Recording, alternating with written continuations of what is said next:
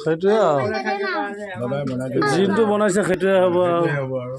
আমাৰনো কি আছে আমি বহলাব নোৱাৰোঁ ৰবা সেৱা লোৱাই নাই এইখিনি আমাৰ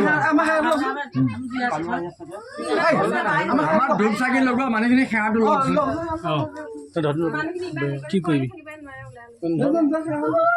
দেখি চাওঁ আমি সেৱা লৈ যাওঁ